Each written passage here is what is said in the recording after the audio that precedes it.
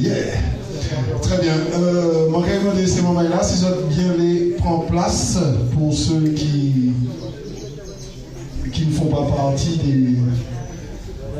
des partenaires, j'allais dire, de retransmission, télé-radio, CNN, l'ensemble de la presse internationale. La caméra est dans les lunettes. C'est ça. Très bien. Mesdames et messieurs, je vous souhaite un bel bonjour et un bon vini en la Coua. Bonjour et bienvenue en la Coua. Je me prénomme Renaud et je suis responsable de cet espace. La Coua se veut être un lieu qui soit un lieu de partage. Je rappelle, la Cour pour les non-créolophones, la Cour ça veut dire la cour. D'accord. Pourquoi le nom? C'est dans tous les espaces du monde, vous avez une cour. La cour d'école, la place de village, c'est une cour. Traditionnellement, dans les maisons, vous avez une cour. Et c'est l'espace social par excellence. C'est l'endroit où on reçoit, c'est l'endroit où on partage. Et sous la cour, en général, c'est là que se transmet la vie. Donc, naturellement, lorsque ce projet m'est venu en tête, il était évident pour moi d'appeler le lieu la Coua. La deuxième chose, mesdames et messieurs, ce que je vais vous dire, c'est que je vais vous remercier de votre présence aujourd'hui. Merci d'être là. Et symboliquement, je vais vous demander de vous applaudir, s'il vous plaît.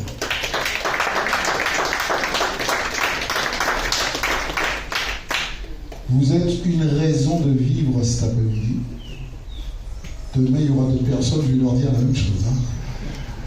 Mais après-midi, nous avons beaucoup tes paroles. Cet après-midi, on va échanger, on va partager des mots autour justement de problématiques qui sont des problématiques communes que nous rencontrons d'une manière ou d'une autre dans nos vies de tous les jours et sur lesquelles je pense que chacun a un bout, si ce n'est de la solution, mais des pistes d'action possibles. Nous n'aurons pas la prétention cet après-midi de pouvoir définir tout le plan d'action, mais en tout cas, il nous est possible de prendre conscience de certains nombre de choses cet après-midi. Et c'est un peu ça l'enjeu. Alors, présenté comme ça, je suis loin d'être le seul organisateur de cet événement. Je vais vous demander sous vos applaudissements d'accueillir Madame Martine Leroux, s'il vous plaît. Bonjour. Martine. Ça fait, alors pour savoir, c'est que Martine et moi, ça fait quelques années qu'on partage, qu'on travaille ensemble, hein, c'est ça, et puis c'est vraiment un honneur, d'accord, que tu sois là. Merci. Et c'est un honneur d'être là. Alors, qu'est-ce que ça nous peut dire, je veux dire, Martine? Alors en fait, déjà, ce que je vais faire une répétition, mais vraiment, merci, il y a une fine jodia pour écouter ça pour les autres. Et pour que nous écouter, ça zot qui dit nous. Et c'est vraiment, ce sont des sujets complexes dont on va parler, mais on est vraiment heureux de pouvoir le faire, et vraiment heureux de pouvoir le faire au bon moment, qui, comme disent les anciens, était le grenier de la Martinique, nourrissait la Martinique. Donc c'est pour ça qu'on a choisi le moment. Heureusement que tu es au courant de... Et puis ça faisait un sens immense de le faire avec toi. Pour tout ce que tu mets en place et toute la cohérence entre l'agriculture, la culture, les traditions, le métier, tout ce que tu déploies comme énergie, ça colle. Ça colle par rapport à tout ce qu'on va dire. Et donc voilà, l'énergie. Donc je suis Martine Leroux, je suis membre cofondateur de Stratégie Résilience et de la Déclic Martinique. Et vraiment, dans ces déclics, ce qu'on veut, c'est une meilleure compréhension de ce qui se passe avec le changement climatique, une meilleure compréhension des autres événements. Et tous ensemble, en fait, on va surtout voir que toutes les bonnes raisons, toutes les immenses raisons pour faire plein de pas de côté et se situer dans un ailleurs, mais un ailleurs qui existe déjà depuis longtemps chez nous et dans lequel on a envie de puiser notre force et notre énergie. Et donc, je suis avec ma complice de toujours, Gwenaëlle. Donc, je vais laisser finir pour notre présentation. Et juste avant que tu prennes la parole, je voudrais dire que là, on fait ça vraiment à 3 et 4. Donc, bien sûr, la Coua, Stratégie Résilience, Météo France, Météo France, direction Antilles-Guyane. Merci Philippe, avec qui on a des échanges très nombreux, je vous le dis, à des heures des fois très indues, mais par contre on partage beaucoup, qui nous aide vraiment à... Nous on fait de la sensibilisation, et donc on veut s'appuyer sur la science. Et donc il est important à chaque fois d'échanger pour que, on soit raccord. Et donc avec Jérémy aussi, je vais le laisser se présenter tout à l'heure, et Ipiranga qui est représenté là par Sandrine avec l'écolieu de Tivoli, avec qui on organise des déclics conséquents. Et donc ça c'est très important, donc la déclic citoyenne notamment s'est passée là. Et également Elle Rêve qui fait partie de nos partenaires depuis un moment. Ce sont des énergies citoyennes. Cette manifestation, il faut comprendre qu'elle est profondément citoyenne. Elle est faite avec aucun autre moyen que nos énergies mises ensemble. Et donc, c'est parce que d'autres personnes aussi, de d'autres associations, mais ça leur plaît, et on trouve des layanages. Et ça fait très sens entre votre écolieu et ce qu'on fait, notre écolieu, parce que nous sommes membres. Et donc voilà, toute cette synergie si importante, c'est comme ça qu'elle s'exprime, et elle est intégrée avec vous très pleinement. Donc moi c'est Gwenaëlle, je suis également cofondatrice de Stratégie Résilience, co-organisatrice de la Déclic, et juste pour compléter un petit mot sur la Déclic, c'est un événement qu'on organise depuis 5 ans et qui vise vraiment à emmener ces sujets auprès de différents publics. Et donc au départ, on n'était que sur le grand public, et depuis 3 ans, on amène ces sujets aussi auprès des professionnels. Et cette année, on a rajouté encore 2 volets. On a fait une déclic science, donc qui s'est adressée plutôt à des publics universitaires et scientifiques de manière générale. Et puis cette déclic agriculture pour emmener ces sujets aussi auprès des agriculteurs et de tous ceux qui sont en lien sur ces sujets. Voilà, donc on est très contents, c'est le 4e volet de la déclic 2026. Je passe la parole. Alors, juste avant, Gwenaëlle Garde, déclic. Pourquoi déclic? Pourquoi déclic? Ça a été un gros jus de cerveau pour trouver un jeu de mots avec climat, déclic, Martinique, si on veut bien.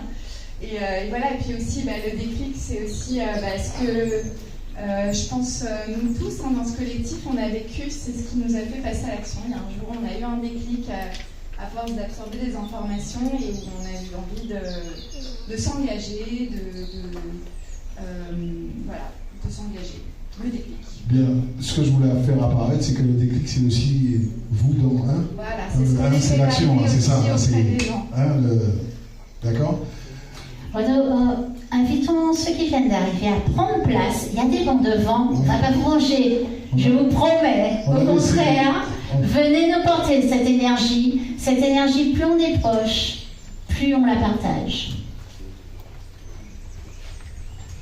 Alors, moi, c'est Philippe Palani, Météo France. Je vais commencer par remercier Renaud et Martine qui m'ont présenté. Donc, c'est vrai que Météo France, vous les connaissez tous, en disant, bon, c'est pas très sérieux, il est dans moins, et finalement, la pluie n'a pas tombé. Bon. Donc, aujourd'hui, on va parler de ça c'est de la météo. On va parler de climat, mais il y a des liens, évidemment, entre météo et climat, ça va de l'un à l'autre. Et donc, cette opération déclic, c'est une stratégie, en fait, de Météo France que j'ai réussi à imposer, qui est de dire qu'on n'est pas les meilleurs pour communiquer, en fait. Et qu'il y a des gens qui le font mieux que moi. Et j'observais comme vous, certains sont venus parce qu'ils ont entendu Martine à la radio, je te dis dire ça tout à l'heure. Mais moi, c'est pareil, j'ai entendu Martine, j'ai vu Martine, et je me dis, mais tu fais ça mieux que moi, hein, c'est pas faire d'aller vers les gens, de faire passer les messages, etc. Et donc, j'ai convaincu ma direction d'aller dans cette direction-là, d'aller dans ce sens-là. Donc, l'opération déclic, c'est la 4e fois, Martine, ou 3e, à laquelle on participe, je crois. 3e, cette année, voilà. 4e. Donc, ça veut dire que nous, on est un peu, avec Jérémy, que je vais présenter aussi, qui va se présenter, on est dans une équipe Antilles-Guyane. Donc ça veut dire qu'on travaille vraiment sur tous les territoires, avec des enjeux différents, Guadeloupe, Martinique, Guyane. Et puis chaque fois que je vais en Guadeloupe, je suis guadeloupéen, je suis en Martinique, je suis martiniquais. C'est-à-dire que les gens aiment sentir aussi qu'on est dans la réalité du pays, comme on dit ici. Donc c'est vraiment un travail particulier qu'on essaie de faire. Aujourd'hui, on est martiniquais, tous. Et on se dit, bon voilà, dans l'avenir, le climat change. Les réseaux sociaux, tous les jours, comme vous, comme plein d'amis d'entre vous, vous voyez plein de choses qui se passent, des phénomènes cataclysmiques, des choses qu'on n'a jamais vues, des choses qui étonnent, qui sortent des normales. Et puis, quand on va sur le marché, quand on va faire ses courses, alors moi j'aime bien parler avec les gens, bon, pas me disons, tu connais? Non, je connais pas, mais on a discuté. Et voilà, et donc comme vous, je rencontre des gens et puis on parle de quoi? C'est pas comme d'habitude, on dirait. C'est-à-dire le climat change, les références qu'on avait ont changé, et puis surtout le mot réchauffement nous a enfermé dans quelque chose. C'est que c'est la variabilité. En fait, quand la machine se réchauffe, et Martine en parlait mieux que moi, parce que je ne reprends que les mots de Martine. Quand la machine qui est la Terre, voilà, avec son atmosphère, son océan se réchauffe, en fait, c'est tout qui se déplace, en fait. C'est tout qui se désorganise.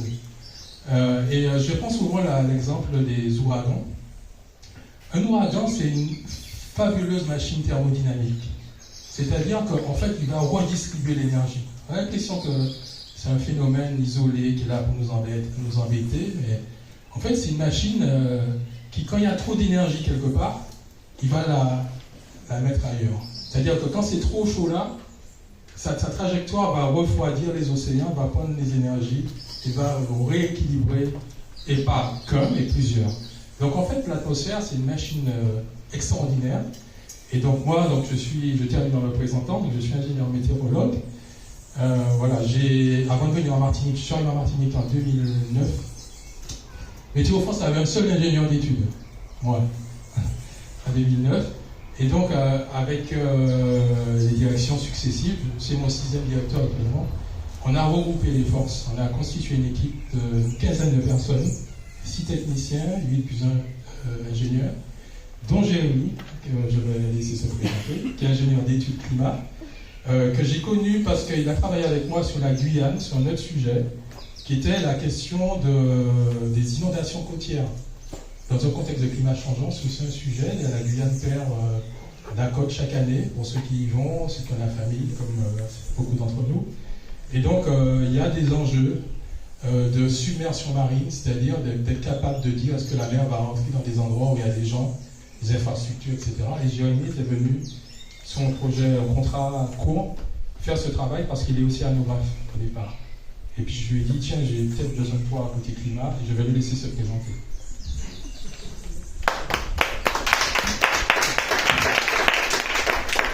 Bonjour tout le monde, donc je suis Jérémy Lepesqueur, je travaille ici à la DIRAG sur le changement climatique et plus précisément les impacts sectoriels liés au changement climatique.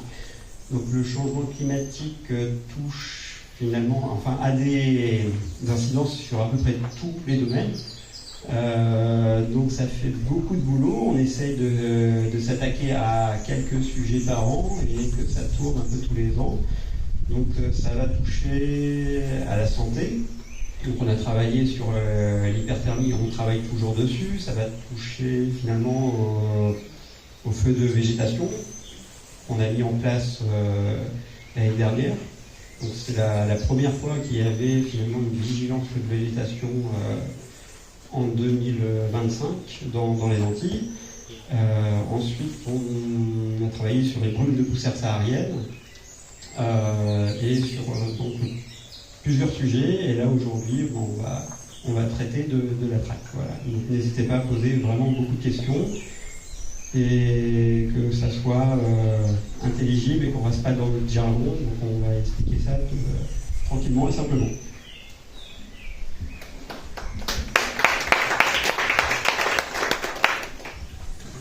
Bonsoir tout le monde, donc, je suis Sandrine Pelletier. Et donc je travaille à l'écolieu de Tivoli, l'association Ipiranga. Nous sommes une association qui a pour but de la sensibilisation. Enfin, on a plusieurs activités, mais on fait beaucoup de sensibilisation sur la biodiversité, sur l'environnement, et on accompagne des projets aussi pour la mise en place de jardins partagés.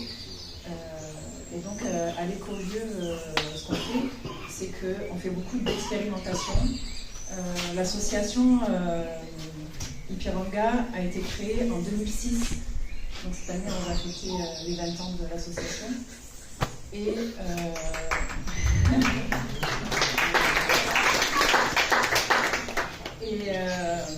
bon, à la base, c'était une association c'est Théo qui a organisé, brésilien. Il donnait des cours de portugais. Ensuite, il a fait des cours de capoeira, et notamment des cours de capoeira au niveau de Trenel Citron.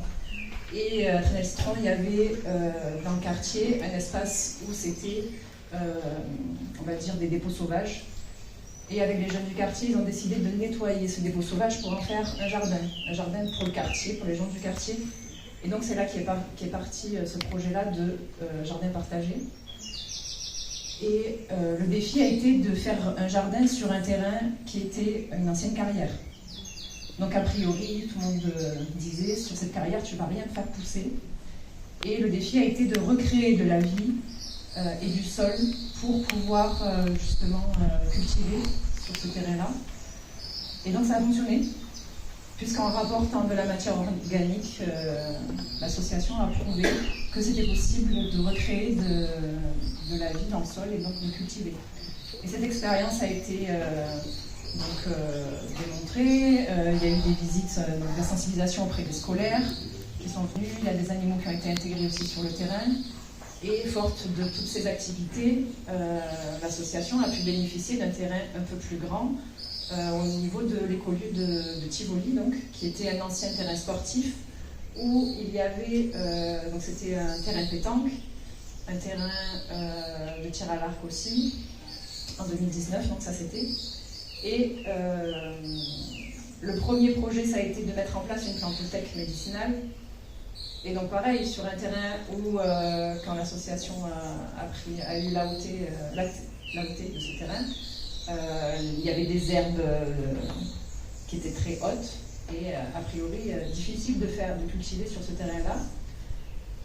Et bien pareil, il y a eu des tôles qui ont été mises en place et un amendement du sol. Et pas forcément rajouter de la terre, mais amender donc par des déchets du jardin, du broyat, tout ça, pour faire du compost, donc compostage de surface. Et donc là, en recréant de la vie dans le sol, on a réussi à faire aujourd'hui une très belle plantothèque médicinale. Il y a aussi une partie du jardin qui est pour le maraîchage. Et donc là encore, on utilise donc le broyat, car à l'entrée de l'écolieu, il y a un espace pour faire une zone de compostage, une plateforme de compostage. Donc on accueille sur le terrain des camions, donc des entreprises qui font l'élagage des bords des routes. Au lieu de transporter les déchets verts de Fort-de-France, du quartier de Fort-de-France, pour les emmener aujourd'hui au CDO, là où ils font le traitement donc, des déchets verts pour en faire du compost, on fait du compostage de proximité. Donc les entreprises viennent déposer leurs déchets verts ici pour pouvoir ensuite, nous on l'utilise donc sur nos terrains. On fait en même temps du paillage qui empêche ainsi les herbes qu'on ne souhaiterait pas de pousser. Voilà, donc tout ça pour vous dire qu'on fait de l'expérimentation et comme ça les gens peuvent voir que ce qu'on fait ça fonctionne. Voilà, donc c'est une de nos principales activités. Moi, pour mon cas, je suis chargée de mission gestion des biodéchets sur le territoire. Et donc, je développe le compostage sur le territoire. Voilà. Donc, j'accompagne les écoles, les entreprises, les restaurants, voilà.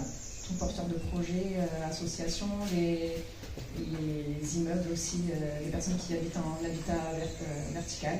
peuvent aussi nous contacter pour mettre en place un composteur en pied d'immeuble. Voilà, je ne vais pas être plus longue. Claire, est-ce que j'ai quelque chose Voilà. Merci, Sandrine. Sandrine, vous pouvez aller voir tout au long de cette manifestation. Regardez bien, hein, regardez-la bien. C'est la référente compost, donc n'hésitez pas à lui poser les questions qui vous viennent. Alors, tout au long de la manifestation, dans les temps de pause, on soit d'accord. Parce que... on est d'accord, Philippe.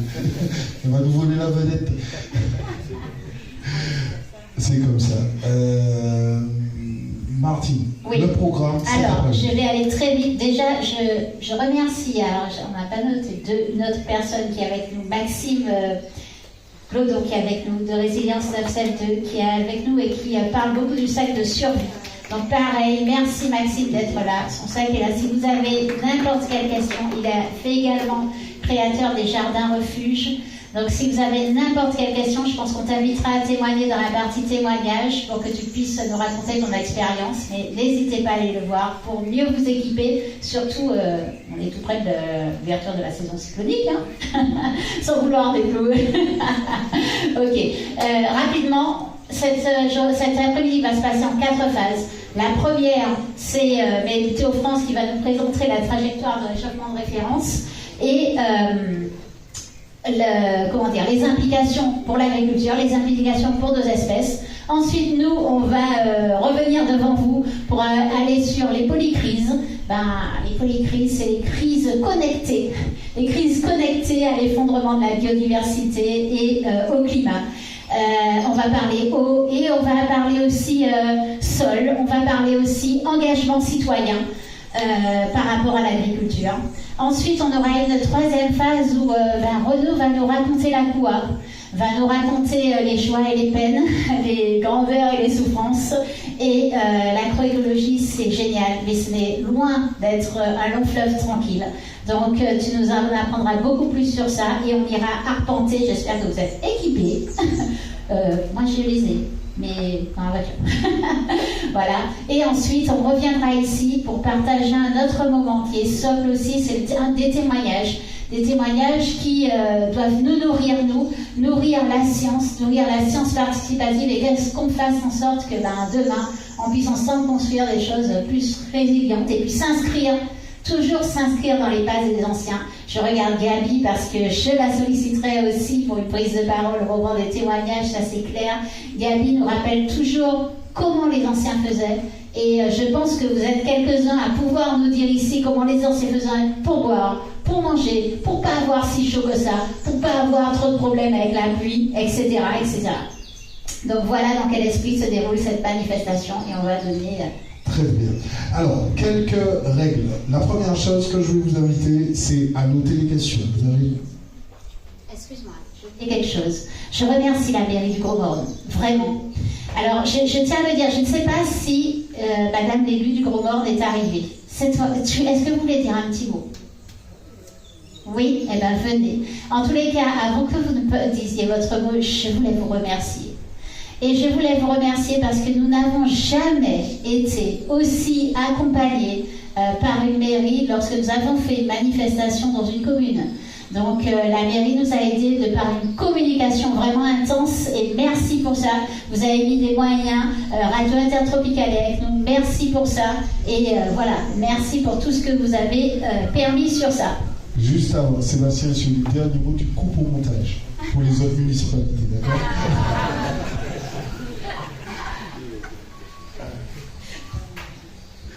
On est bien. D'accord, très bien, parfait. On le prend pour nous.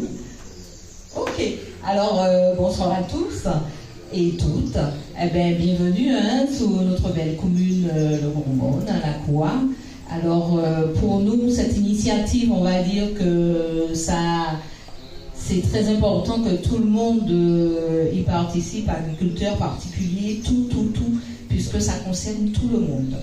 On est dans une partie, on va dire, maintenant, quand on plante, il faut faire attention à la terre, il faut faire attention aux vivants, il faut faire attention au temps, il faut faire attention un petit peu à notre environnement. Alors, tout ça pour vous dire que, effectivement, j'ai entendu la petite dame qui a parlé tout à l'heure là de comment ils ont commencé à planter. Et c'est vrai que c'est dans un autre pays, on va dire. C'est en Afrique. Quand on a été voir monsieur le professeur Nzamunjo au Bénin, comment il nous a raconté comment il a souffert. Parce qu'on lui a donné 1 hectare, mais c'était le désert total. Rien. Et c'est à partir de ça qu'il a travaillé, qu'il a fait du compost, qu'il a créé, qu'il a mis des animaux, qu'il a pu maintenant avoir quelque chose qu'on appelle Shongai maintenant. Sous combien d'hectares, on va dire. Et c'est pourquoi je dis qu'ici en Martinique, on peut le faire. On l'a déjà fait. Nos grands-parents le faisaient. Alors ça veut dire que nous aussi, maintenant, on peut se remettre en question et se dire que ça existait, ça peut exister encore. Et toujours faire attention à ce que nous avons autour de nous, s'il vous plaît. C'est important. Je finis sur ça. Merci. Merci à toi, merci beaucoup. Alors, j'en étais là. Quelques règles. Alors, merci en lot pour Commune Gaumont. Je vais vous avouer que cet espace Lakoua a toujours été soutenu justement par les équipes municipales, quelles qu'elles soient. Et j'insiste sur le fait qu'on est enchouqué, nous, Gaumont, dans quelque chose de... Enchouqué en créole, ça veut dire enraciné. D'accord? On est enchouqué dans quelque chose qui est notre ancrage et puis notre âme martiniquaise. D'accord? Donc, merci pour ça, à travers la zone d'affaires. Merci, un chèque. Alors, bon, ben là... ce que je vais vous dire, oui, sur cet après-midi, on a un programme qui est riche et complet et on tient à arriver jusqu'au bout du programme, d'accord? L'un des endroits dans un événement comme celui-là où on perd beaucoup de temps, ce sont sur les questions il n'y a pas de questions inutiles, mais en revanche, il faut qu'on cale le moment où on parle des questions. Météo France va intervenir, Martine va intervenir, ce que je vous invite à faire, c'est noter.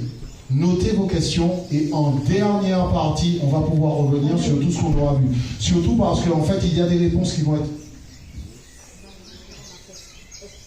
Juste, on va faire un moment question-réponse. Voilà pourquoi je l'adore. Après Météo France, parce que c'est important et je pense que nous, on va se servir aussi de tout cet échange-là pour aller plus loin sur d'autres moments. Donc on va faire un premier. Il va être court. Hein. Il y en aura un deuxième après, mais il y aura un tout premier. Je vous dis déjà qu'on va couper certaines parties. On s'adore. Mais je reste convaincu que, en tout cas, notez-les, d'accord? Même si on n'a pas le temps de déposer à la fin de Météo France, mais notez-les, d'accord? Surtout parce qu'en fait, sur les apports des autres intervenants, on peut avoir des réponses, d'accord? Et comme on est très nombreux et qu'on aura beaucoup de questions, d'accord? Donc on va centraliser sur le moment boucantage. Je peux dire ça comme ça va Martine? Super. Deuxième chose, mesdames et messieurs, ça j'y tiens. Pour tous les professionnels qui sont là, les acteurs, je sais que nous souffrons. Je sais que ce n'est pas évident. Je sais que les institutions, certaines institutions ne nous accompagnent pas. Je sais aussi qu'on est parfois considéré comme étant laissé pour compte et on a à l'intérieur de notre cœur beaucoup de souffrance. En revanche, les personnes qui sont là, qui sont les intervenants, ne sont pas responsables du système politique, ni du système institutionnel, ni l'État dans lequel nous sommes. D'accord? J'insiste sur ça par rapport, en fait, soit aux questions ou aux commentaires polémiques. Je me permets, en tant que responsable de Lakoua, de vous dire que ce n'est ni le lieu ni l'intérêt de faire ça là. On est là pour trouver des solutions, pour discuter, exprimer nos souffrances, mais on n'attaque pas, si vous voulez bien, d'accord? De toutes les façons, je m'accorde le droit de pouvoir intervenir sur toute question qui me déplaît. Ça va? On fait ça comme ça. Philippe, je te laisse la place. Quand j'ai dit ça, fais attention à tes commentaires. Merci Renaud.